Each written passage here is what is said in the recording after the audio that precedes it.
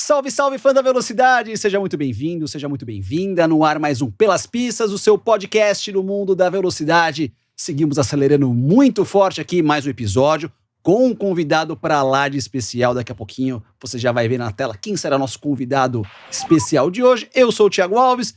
Ele vai chegar atrasado, o convidado, né? Vai chegar atrasado, seu Christian Fittipaldi? Não, eu acho que não. Ele vai ver o relógio dele novo, né? Então, ele trouxe. Eu tinha falado aqui, ó. Olha só. A parte da... Essa parte é igual, né? Só que para situar, o pessoal que tá vendo nos vídeos aqui, esse é o relógio do prêmio das 24 horas de Daytona. Esse é 2004. Olha aí, daí, o primeiro. Isso, tá escrito aqui atrás. Rolex 24 Winner. Espetacular, hein? Então, o nosso convidado tem um desse ou não? Tem, acho que alguns. Alguns? Daqui a pouco a gente fala sobre ele. Christian, aqui, Júnior voltou! Resolveu Olha voltar, só. né? Você tá com saudade da gente? Tá com saudade da gente? Acho que tava preferindo ficar nos Estados Unidos. Tava bom lá. Olha só. Pessoal em casa perguntando, cadê o Júnior? Tá de volta. Bem-vindo, meu cinto, tudo jóia? Tudo bem, vocês? Tudo jóia, Ótimo. tudo bem. Beleza. Voltando pra escola, pensando nas férias ainda, mas estamos aqui, de volta à realidade. Não, mas você tava ralando lá também, né? Piquet Motorsports Park, né? Piquet Park, Tá, Peak Entertainment and Race Park. tá bom. Já falar um pouquinho mais ao longo do programa também dessa nova pista do Nelsinho. Vamos falar sobre assuntos interessantes, mas temos hoje também um bate-papo, hein, Christian? Bacana demais para falar com o pessoal em casa. Aliás, deixa eu dar os recados básicos aqui, senão a Cal, nossa chefe de equipe, vai brigar comigo. Então vamos lá. Pessoal, no Instagram, no @pelaspistas360, já está rolando o concurso cultural aqui para você poder concorrer a este boné aqui autografado por nós, já que chegamos à marca de 10 mil inscritos no nosso canal do YouTube. Então nós vamos fazer aqui um concurso cultural. Tem ali o post oficial no @pelaspistas360 no Instagram. Também aqui no nosso canal no YouTube você pode deixar já o seu like no vídeo, se inscreva também no nosso canal, ative as notificações. Nós vamos ter várias coisas legais também agora aqui no nosso canal do YouTube, a gente vai explicando ao longo dos próximos programas e também estamos nas plataformas de áudio para você poder interagir conosco também, ouvir no seu carro, na academia. Tem muita gente que ouve podcast na academia. Vocês sabem fotos também do pessoal, dos amigos, às vezes no carro. Tô ouvindo aqui pelas pistas. Ele deve ouvir na academia direto, que ele ama ir lá pra academia. É impressionante, você viu? Então, Ele tá... fake news, né? Tá fit ali. Não, eu até tava malhando... Você voltou meio bochechudo das férias, né? eu tava malhando todo dia lá, mas ao mesmo tempo eu tava tomando umas taças de vinho à noite. Entendi. Então... Wine therapy, falam que é bom isso. Eu cheguei ao recorde do meu peso. Tá. Quando eu voltei pra balança aqui, fiquei um pouco assustado. Então eu não quero mais correr com você na granja. Já desalinhou. Não, Mas já eu não continuo quero mais leve que ele, eu acho. Fazer um bolão daqui a pouco aqui. Qual você acha que é o peso dos nossos dois apresentadores aqui? Só que falando em peso, nosso convidado daqui a pouquinho é um cara de muito peso. Você vai poder ver na nossa entrevista especial do Pelas Pistas de hoje. Bom, então, como prometemos na semana passada, bora falar com um convidado pra lá de especial. Vamos falar com o cara que mais uma vez venceu as 24 horas de Daytona, Hélio Castro Neves. Hélio, tricampeão consecutivo. Hélio, que prazer ter você aqui no Pelas Pistas. Rapaz, você fez história de novo, cara. São 5 vitórias. Quer dizer, já tô antecipando a 5ª vitória de Indianápolis, tá? 4 vitórias em Indianápolis, 3 vitórias seguidas em Le Mans. Você gosta em Daytona, você gosta de uma história, hein, Elinho? Tudo bem? Bem-vindo ao Pelas Pistas. Pois é. Muito obrigado aí pela participação, obviamente.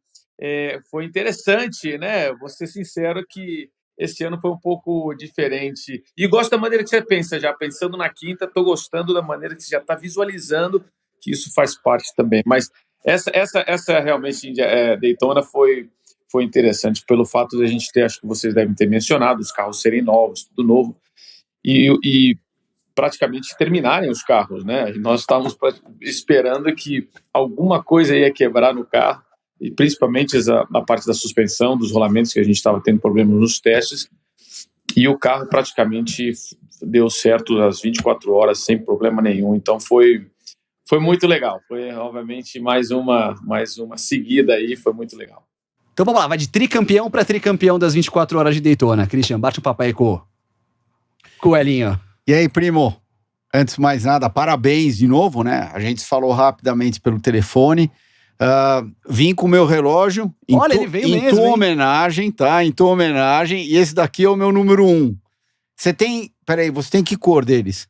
Eu tenho o branco, né? Esse é o branco que você tem? Esse meu é o branco. Eu tenho um branco, um preto e um misto. Uau, não, você tem. Acho que agora eles pararam de mudar porque tá em falta. Como eles dizem que o supply chain aqui já não tem mais, então eles só estão mandando branco. Então, são todos iguaizinhos que eu tenho, são branco. E eu lembro que você falou: ó, se você ganhar, você vai empatar comigo. Eu falei, puxa, a primeira coisa, eu falei, ó, empatei. Mas então, das 3 vitórias, qual foi a mais difícil para você? Eu acredito que essa foi a inesperada, né? Talvez difícil, todas são, mas essa foi a mais inesperada, justamente como eu comentei, pelos problemas de equipamento que nós estávamos tendo, problemas de durabilidade, né? Não só na parte de suspensão. Todas as equipes também estavam tendo problema com o MGU, que é o motor elétrico da Bosch, estava tendo problema também. Então, esses detalhes, a gente teve problema de freio durante os treinos. Então, foi realmente uma surpresa nesse sentido de não ter tido esse problema. Nós praticamente acertamos o carro para ter um carro. Aliás, nem acertamos tanto o carro porque não tinha tempo. A gente parava na garagem e tinha que consertar o carro. Eu andei praticamente antes da corrida, isso é fato, eu dei 17 voltas total, sabe? No final de semana inteiro, enquanto o Tom, o Collins e o próprio Simon também andaram mais, eu só dei 17 voltas e acabou. Foi para a corrida aprender. E o tipo de. Hoje em dia, vocês, como são pessoas muito mais tecnológicas, né? Eu que ainda estou aprendendo muita coisa, então essa parte do volante. Tá vendo? A tecnologia travou. Aí, tá vendo? Falei?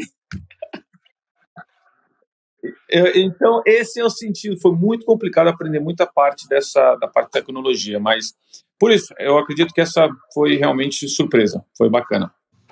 E das 2 primeiras, tá? Que você tava na Wayne Taylor e a segunda você tava na Schenck. Qual das 2 que você largou e falou, esse ano vai? Se o carro não quebrar, eu tô tão confiante, porque o carro tava bem acertado, os companheiros de equipe, tudo alinhado. Você acha que foi a tua primeira na Schenck ou foi na Wayne Taylor? Não, a primeira na Schenck. Essa eu já tinha. Aliás, eu aprendi muito com o pessoal da Wayne Taylor. Como você sabe mesmo, Christian, os caras.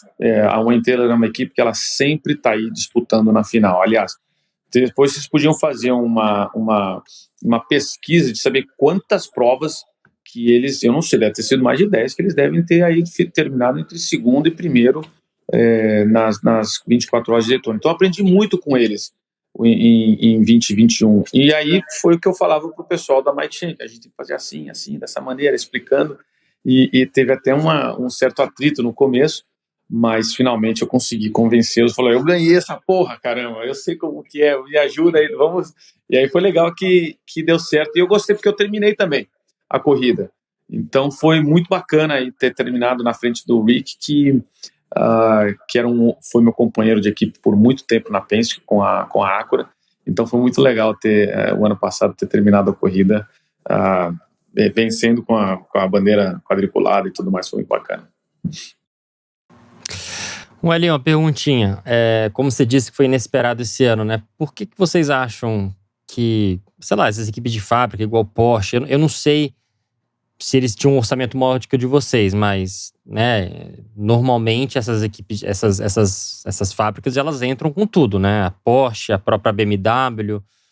Por que vocês acham que... Aonde foi que vocês pegaram ele, conseguiram dar o pulo do gato, que vocês conseguiram ter essa... Não vou dizer vantagem, né? Porque como foi o primeiro ano desses carros, tem a questão de um pouco de sorte envolvido, né? Porque é um carro novo para todo mundo. Mas, né, independente disso, geralmente as equipes novas, montadoras novas, elas entram com muito dinheiro, muito treino, muita tecnologia, muitos engenheiros, muito apoio. Né, a Penske, todo mundo conhece a Penske, obviamente você já foi parte daquela família durante muitos anos, né? A organização que você está hoje em dia, ela é, de certa forma, menor, né? Tem menos história, tem menos recursos. Como é que vocês conseguiram? Aonde vocês acham que vocês tinham mais vantagem? O que foi o segredo aí dessa prova? Olha, não é nenhum segredo, mas a Porsche, ela era a equipe mais bem preparada. Foi a primeira que começou antes, foi a que testou mais, foi a que praticamente iniciou toda essa fase dessa área híbrida, né, na parte dos não hypercar, mas aqui do GTP, foi a que nós estávamos esperando que eram eles que iam praticamente estar dominando, né? Eu acredito que com esse problema da Bosch, eles também estavam tendo problemas da Bosch, que era geral, eu creio que eles também estavam escondendo o jogo, que essa é uma maneira que a equipe faz para penalizar os. Todo mundo faz esse tipo de situação, né? Que querem penalizar outra equipe porque fala, não, eles estão muito rápidos. Realmente, a Acura veio com um carro incrível, nós estamos muito mais rápidos na reta em relação às outras a Cadillac e a BMW. Acho que a BMW foi a mais foi a que estava pior nesse sentido, né? Mas e realmente os caras fizeram um bom trabalho. A Acura fez um excelente trabalho de combinação com a Oreca.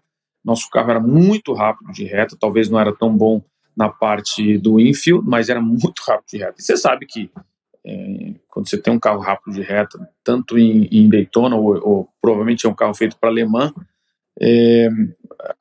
ajuda.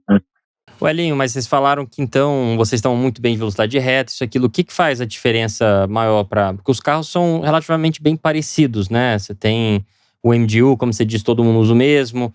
A parte aerodinâmica, a frente, obviamente, é diferente, né? Cada montadora constrói a própria, mas o monocoque, todo mundo tem usado o mesmo, né? Pois é uma boa pergunta, Nelsinho, para te falar a verdade. Eu acho que a política sempre tem, em qualquer tipo de corrida, tanto na Europa como nos Estados Unidos, até tem. Eu não creio que o fato da gente estar em Daytona e a Porsche ou BMW seria uma fábrica de fora ia ter alguma influência nisso. Eu acredito que o trabalho foi bem feito da Acura. Realmente, a gente está muito rápido na reta e a gente também não ficou fazendo nenhum tipo de jogo, né? Que normalmente, acho que antes da tecnologia ser tão avançada, o pessoal escondia o jogo até no meio da corrida, passando metade da corrida, eles iam agora vamos acelerar, vamos mostrar o que a gente tem para ganhar essa corrida. Que Daytona é a corrida, vamos dizer assim, as 500 milhas da IMSA, né? Mas realmente o trabalho que foi feito, eles não esconderam nenhum jogo, a Acura decidiu falar, nós vamos começar mostrando tudo que a gente tem e vamos confiar no sistema, que o sistema vai acreditar que a gente está mostrando.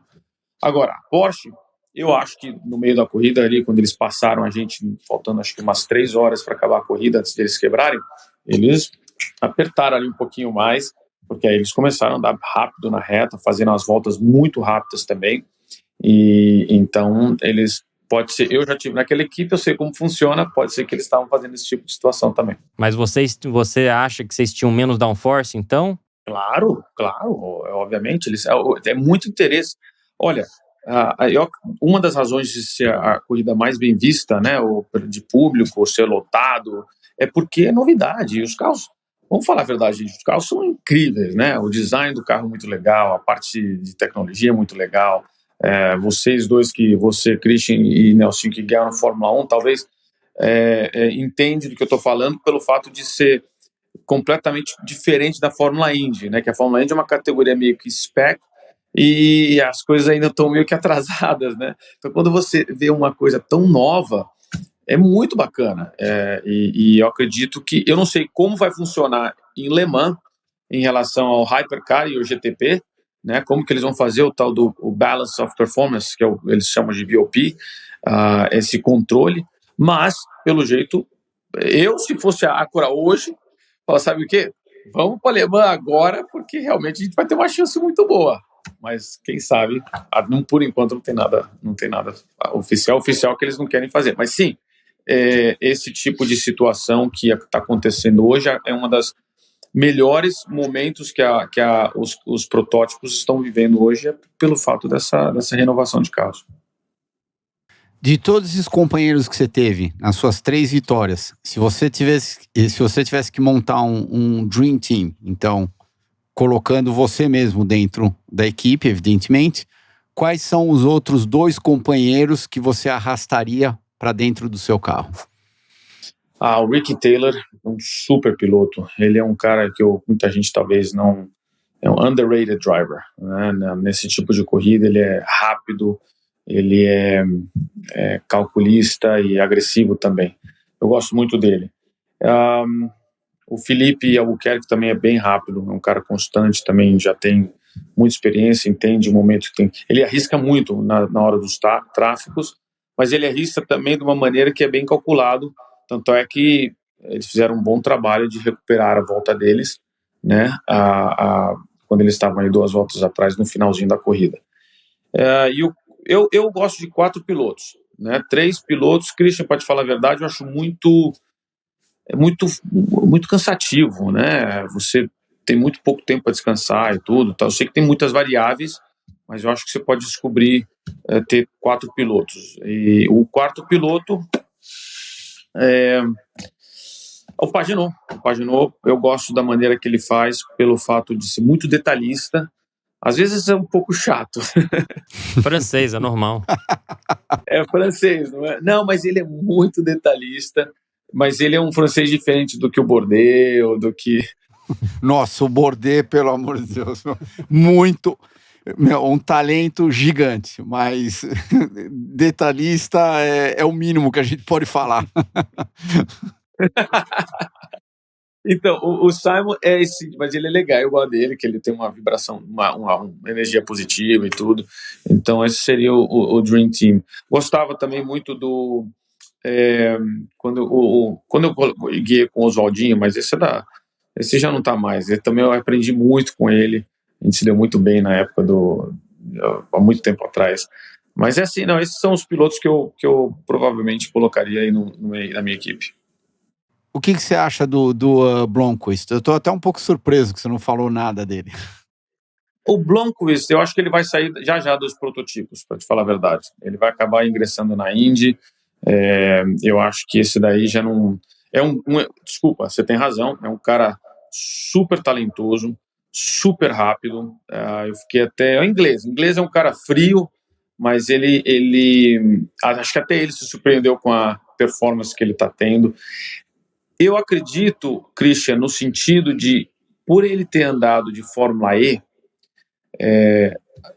essa parte da tecnologia, porque hoje agora os freios são com o tal do regen, né? Nelsinho, você deve entender muito bem sobre isso. É uma coisa muito difícil. Eu até agora não me adaptei tão bem. E ele entendeu bem essa área. Então, ele leva uma certa vantagem por entender esse sistema melhor. Então, quando eles falavam em relação de EMU, mega... Como é que fala? Mega... Putz, eu parecia aquele cachorrinho quando cai de mudança e fala... Que é isso que eles estão falando, gente? Não, era impressionante. Eu chamava o Colin Brown, eu falei, Colin, me dá uma ajuda aqui que eu não estou entendendo nada que eles estão falando. Não, ele falava, era muito engraçado, cara. Eu estava mais perdido que segue um tiroteio, mas porque é uma tecnologia completamente nova. A minha época, aliás, eu nunca guiei, né, com esse tipo de tecnologia. Então foi legal eu aprender tudo isso. E ele, o Tom, por ter essa certa experiência, se adaptou muito bem nesse carro. Então ele está num nível muito maior que acho que todo mundo por essa situação. Mas é um cara, ele não vai ficar muito tempo no prototipo. Eu acho que ele vai para a Indy já, para te falar a verdade. Você comentou da Indy, Elinho, a gente também já está praticamente um mês da abertura da temporada da Fórmula Indy, aliás, vender meu peixe aqui, estarei com o Christian nas transmissões lá na ESPN. Vocês tiveram 2 dias de pré-temporada, o que você já pode adiantar sobre a temporada da Fórmula Indy que já está batendo na porta também, Elinho? A Ganassi está muito forte, ainda segue muito forte. Quem me surpreendeu bastante foi o Kirkwood, né, que hoje ele está no lugar do Rossi, aí na Andretti.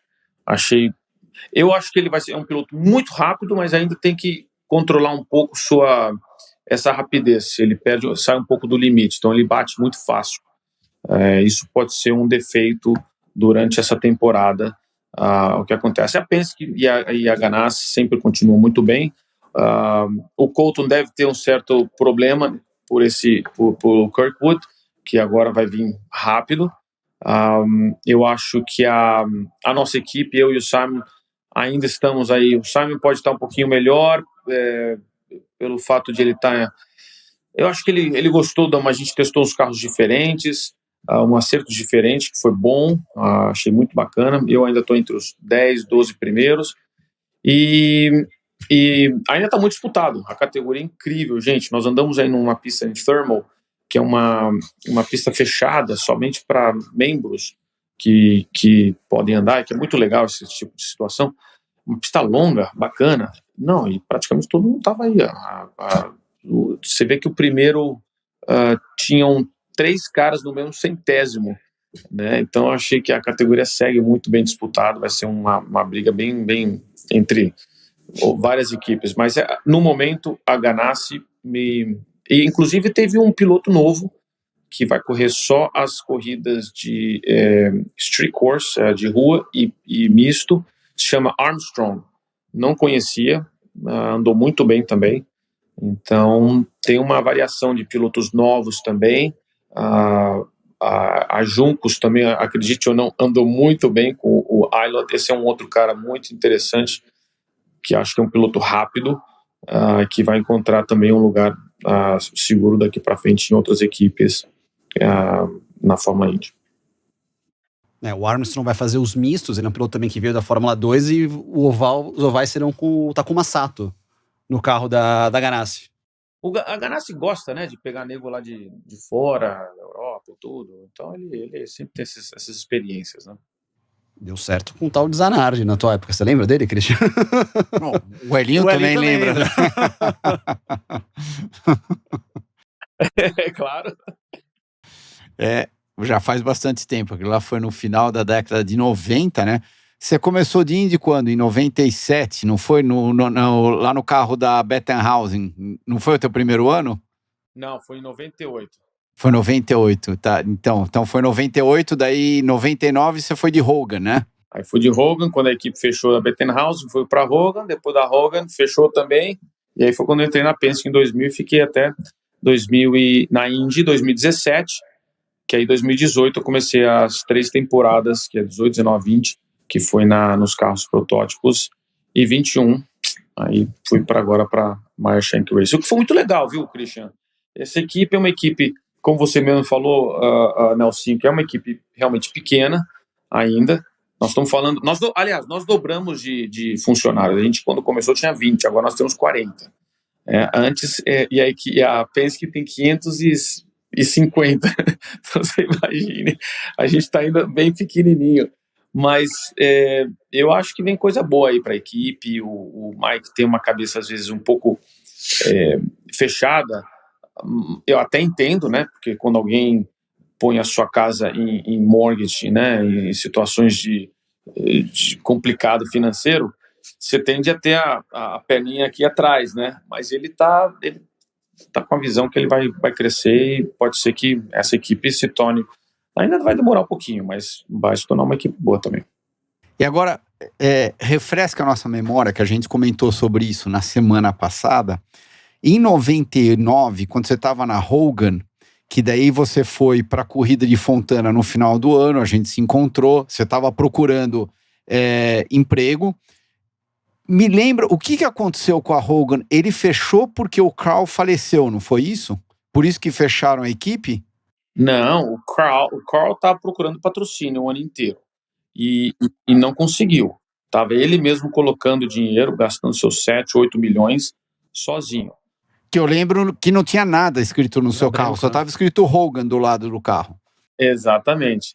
E aí ele assinou o meu contrato para o ano seguinte, para o ano de 2000. Eu estava confirmado para o ano de 2000. Que foi isso que a gente comentou, isso. E eu, por isso que eu estava tranquilo, achando que sem problema, né? Só que chegou na última corrida, isso foi na quarta-feira, a corrida normalmente é no domingo. Chegou na quarta-feira, a gente foi jantar, falou, tem uma notícia para te falar. Falou o quê? Nós vamos fechar as portas. Eu falei, como assim vai fechar a porta?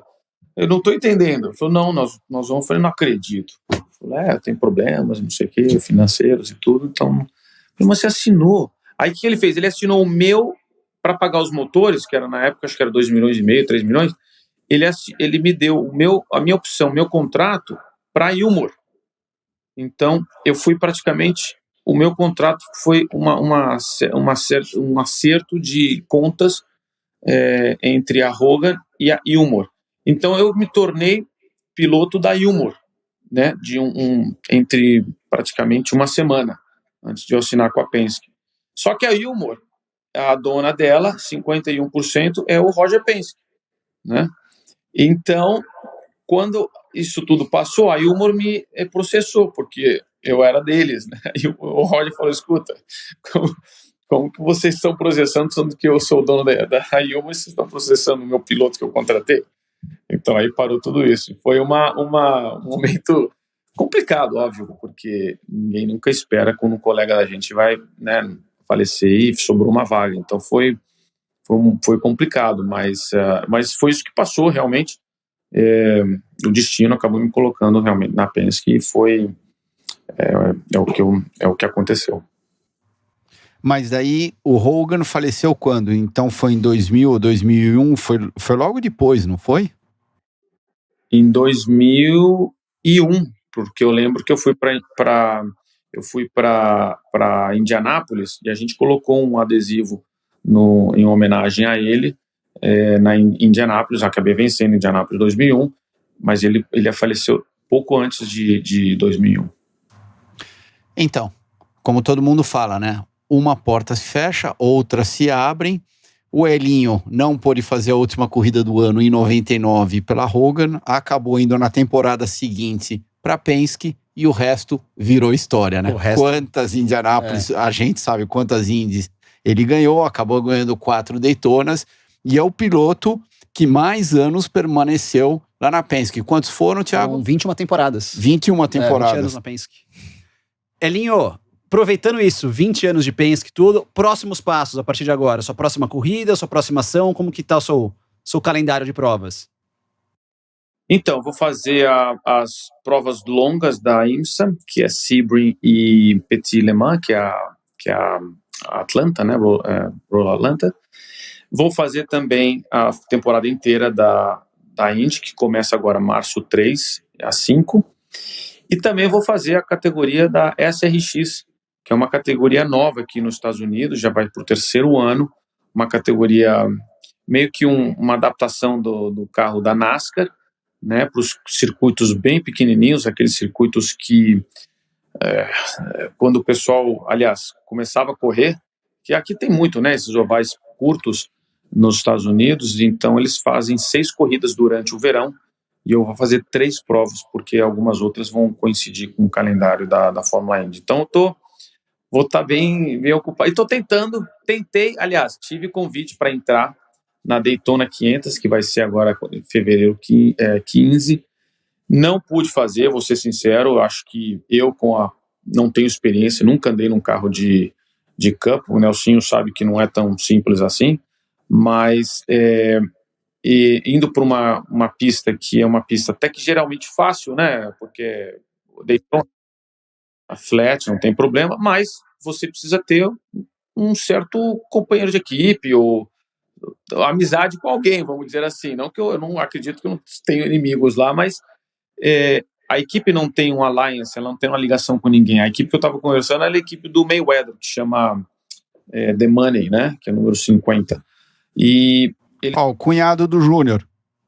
Cunhado do Júnior? Teu cunhado. Não. Lógico. Lógico que não. Lógico que sim. Não, ele anda pela... Trackhouse. Não, tudo bem, mas o Elinho pode juntar com seu cunhado. Tá. Pra arrumar os amiguinhos lá na pista, é isso que eu quero dizer. A gente não tava... Christian, a gente não tava entendendo o processo. Não, então. Do seu pensamento. Mas, enfim, esse foi a situação que... só são 4 vagas para você entrar na Daytona 500, quer dizer...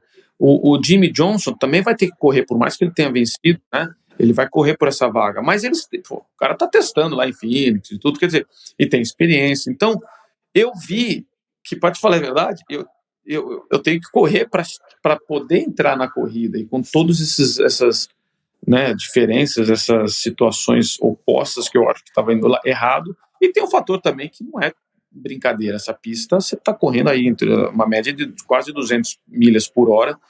Qualquer coisinha que sai errado, você sai capotando aí. Então eu falei, sabe o quê? Vamos, já estou fazendo muita coisa, vamos ter calma, vamos esperar o momento certo, mas eu também estou falando com realmente o cunhado aí do Nelsinho, não ele, mas da equipe dele, para talvez fazer alguma coisa durante o ano para se preparar para Daytona em 24. Show, demais, Elinho. A gente quer agradecer demais sua participação aqui, ainda via remoto, e quando você vier para o Brasil, tá mais do que convidado para estar do nosso lado aqui presencialmente. Beleza, Elinho? Bom ano para você, viu? Valeu, gente. Um grande abraço para vocês aí. Boa sorte para vocês também aí, né? O Cristian não, mas... O Cristian acabou Valeu. comigo. O Cristian já aposentou. Já era. Já é. Valeu, primo. Brigadão. Boa sorte. Tudo de bom. E a gente vai se falando. Eu vou estar te enchendo durante o ano para você ficar mandando informação Lógico. da Indy, né? É isso aí. Pode ficar tranquilo que tô ligado. E fisicamente eu te encontro em Sebring, em março, metade de março, tá bom? Valeu. Valeu, Elinho. Obrigado. Tchau, tchau. Valeu. Esse foi o Hélio Castro Neves no nosso Pelas Pistas, e agora a gente vai para o nosso momento Pit Stop.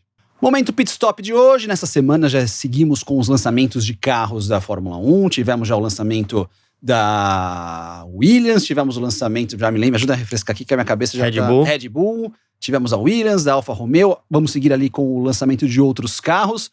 Perguntar para vocês, como que era o lançamento de um carro? Assim, como que era começo de uma temporada, chegar, carro novo, aquele cheirinho de carro novo que todo mundo lembra? Como que era para você, Christian, chegar e ter ali o carro novo de diversas categorias que você participou? Eu acho que Vinha com plástico no banco? Aquele a monte de gente tirava o adesivinho. plástico, isso, exatamente. Eu acho que de tudo, as categorias que eu participei, que eu fiquei mais preocupado é claro que de Fórmula 1, porque cada equipe tem o seu carro. Então, a primeira vez que você anda no carro, se você sabe que o negócio saiu para a esquerda em vez de sair para a direita, você sabe que você vai ter um ano comprido pela frente. Agora, por outro lado, quando eu estava de Arrows, que era a transição entre footwork e Arrows, a hora que eu sentei no carro, eu juro, eu dei 2 voltas no carro, falei, uau, vai ser bom esse ano. Uhum. Então, era uma diferença muito grande da Minardi, e daí realmente foi muito bom. As primeiras 4 corridas do ano, o carro estava sempre lá na frente, e o que aconteceu? Depois de tudo que aconteceu em Imola, em 94, eles mudaram radicalmente todo o regulamento, e daí o carro saiu de um carro ótimo para um carro, eu diria que ótimo dentro das nossas limitações, mas aquele carro com certeza teria terminado no pódio várias vezes, e daí acabou ficando um carro bem difícil de guiar, mas quando era um momento de muita ansiedade, porque você sabe que as outras categorias que você tá participando, todo mundo tem o mesmo carro que você, então se você tiver perdido, se o teu carro não estiver funcionando, se copia o outro carro. Agora, no caso de um carro de Fórmula 1, fica bem mais difícil, porque cada equipe tem o seu carro. E para você, Nelsinho, como que era esse momento de novo carro?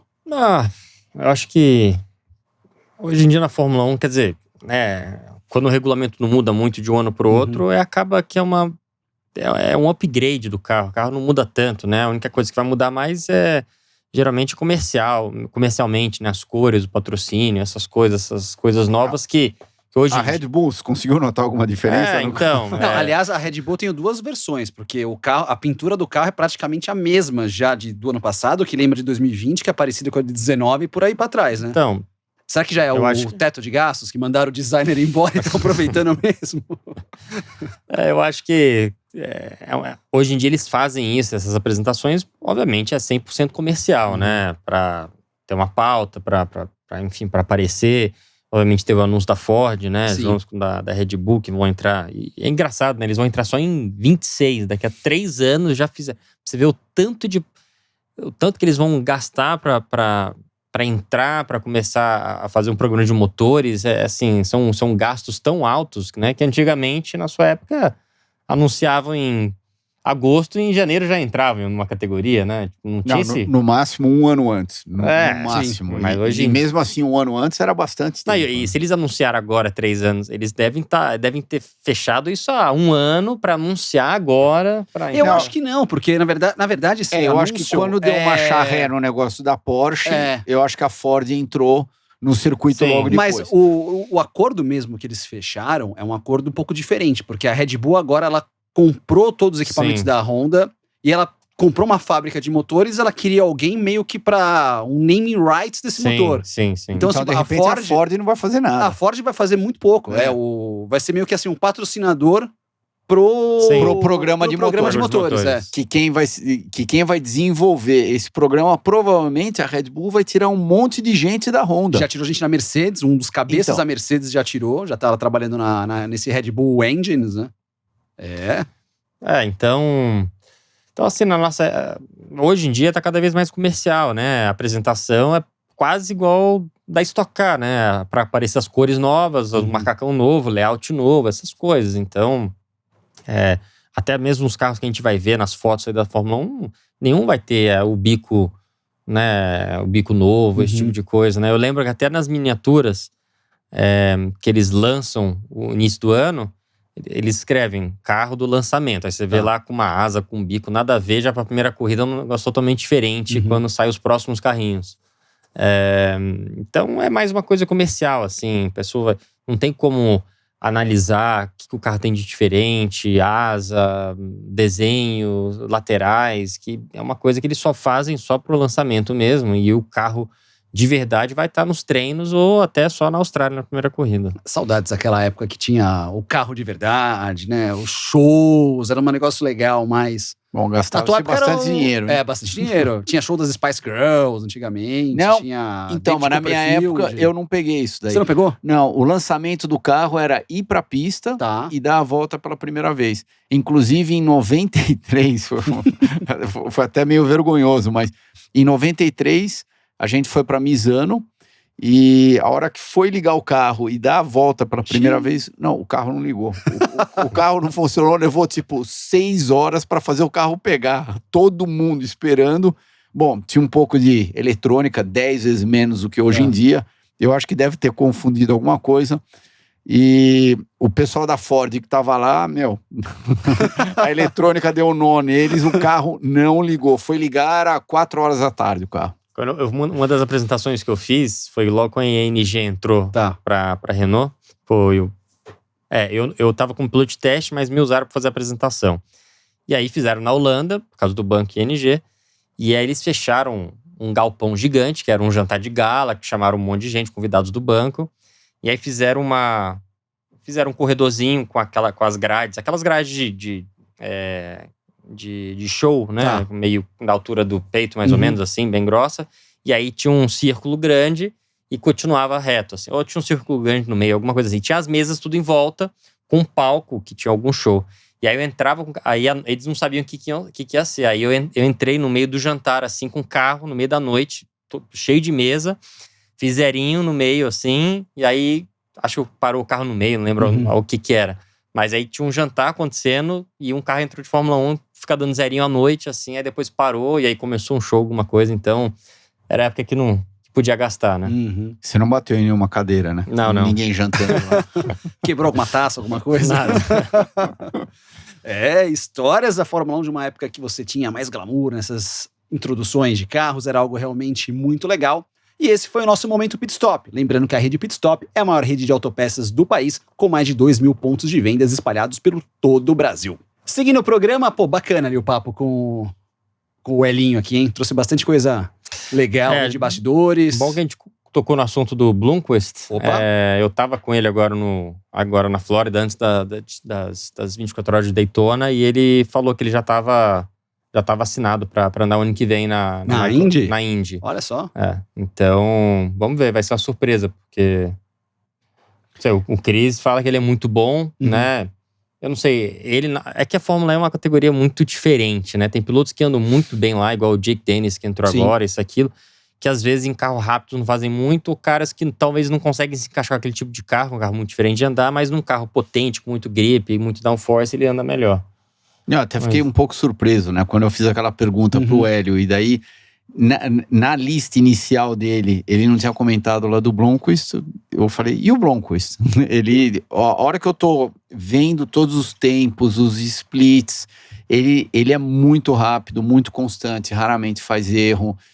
Ele entendeu como funcionam as corridas longas e também entendeu muito bem como funcionam as curtas, que são bem diferentes. Então, quando você vai para Long Beach, Detroit, que é corrida de 1h15, 1h30, é uma dinâmica bem diferente de quando você vai para Daytona, Sebring, Road Atlanta. Watkins Glen menos porque são 6 horas e mesmo sendo 6 horas, é pau do começo até o fim. O que muda nessa abordagem, tipo de uma corrida sprint para uma corrida mais longa? A gente sabe que tem a parte de conservação, mas você mesmo disse que hoje é bem menor do que era antigamente. Por exemplo, você vai para Detroit e você vai para Long Beach, se você não largar na primeira fila, a tua chance de ganhar a corrida é bem limitada. Você até pode conseguir, mas não é assim tão fácil. Então, todo mundo sabe que é muito importante estar na primeira fila, no máximo na segunda fila.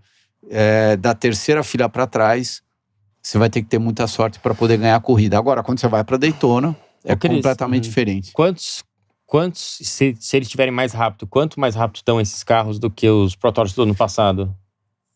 Não, ao mesmo tempo. Mesmo tempo? Ao mesmo tempo. Eu acho que na hora da classificação, respondendo a sua pergunta milimetricamente, deu 1/10 de diferença para mais ou para menos. Que eu achei bom, porque foi a primeira vez que esses carros andaram.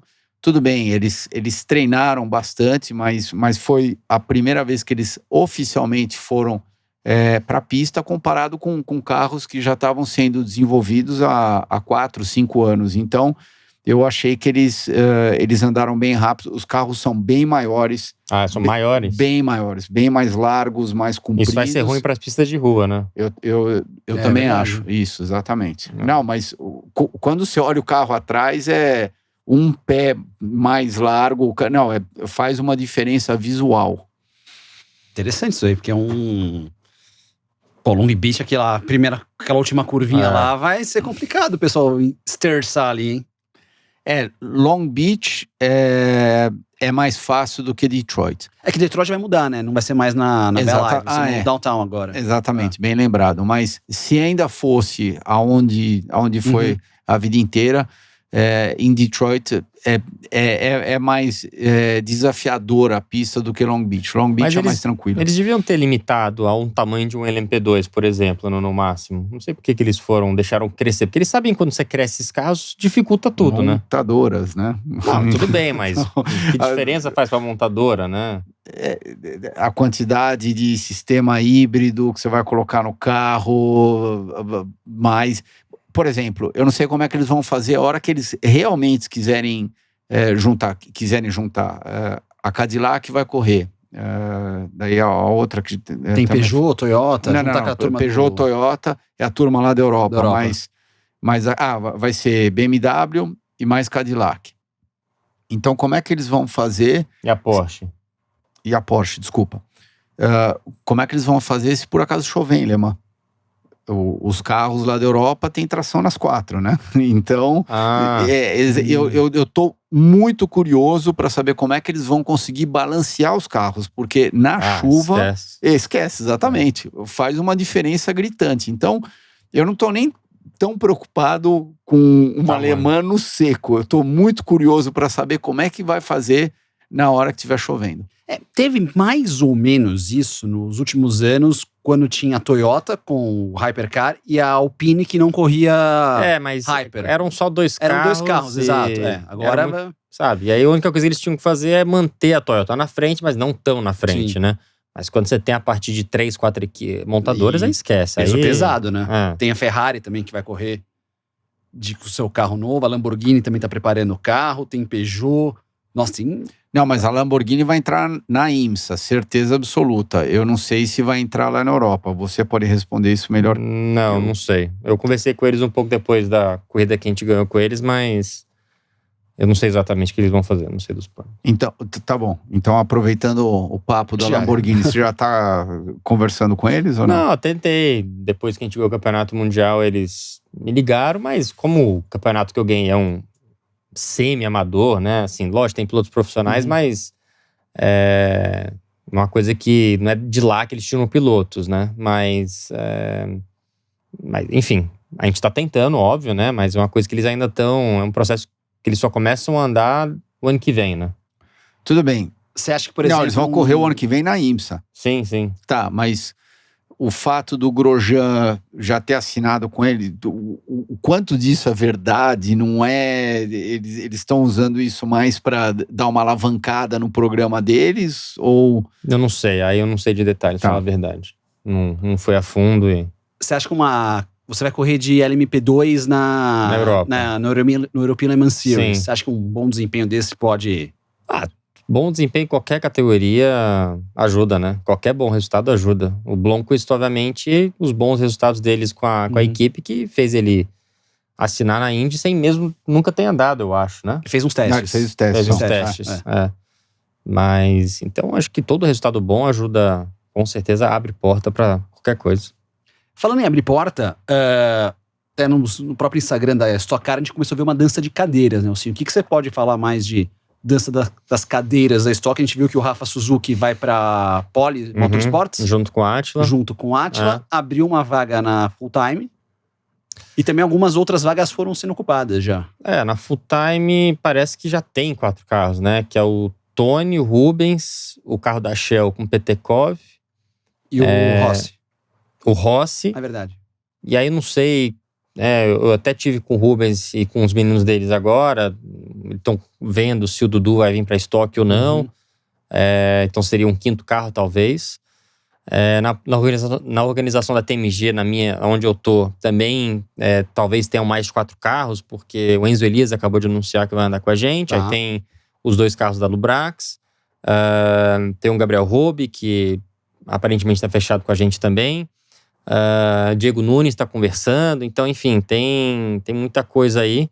O que mais está acontecendo? Acho que na Eurofar mantém a mesma coisa. Obviamente, os 2 carros da Blau vão para a Mateis. Então, a Mateis vão ter os 2 carros da Ipiranga, os 2 carros da Blau, o Casagrande e o Lucas Forest. Então, o Forest sai da KTF e vai para lá. E aí tem o Cacá Bueno com o Batista, Rodrigo Batista, na KTF também. E eu não sei quem são os outros que assinaram lá.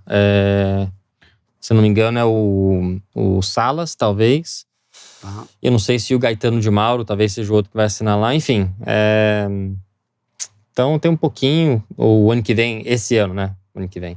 A próxima temporada a gente tá com a Hankook, né? Pirelli sai, entra a Hankook. Então isso é bom para dar uma... Quem tinha vício, quem conhecia muito bem o pneu, dá uma volta um pouquinho, né? Essas diferenças, tira a vantagem de quem conhecia muito bem o pneu. E é isso. Alguém já andou com o pneu? Não, eles estão treinando. Aliás, eles andaram ontem, segunda-feira, em Interlagos, para fazer uns treinos aí para botar milhagem no pneu. E daí, como é que foi em relação ao pneu antigo?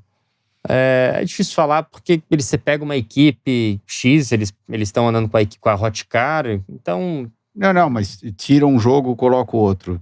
Andou mais rápido, andou um pouco pior. Eu acho que eles não compararam. Estão andando direto já com o Hankook, não estão comparando um com o outro, não. Tá.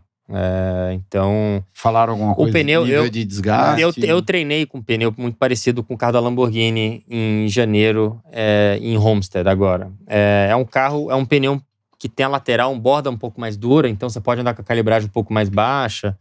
É um pneu que tem um pico menor, né? Não anda tão rápido na primeira volta, mas também não tem um... É um pneu mais duro, praticamente. Mas, enfim, foi um teste muito rápido, não andei tanto assim.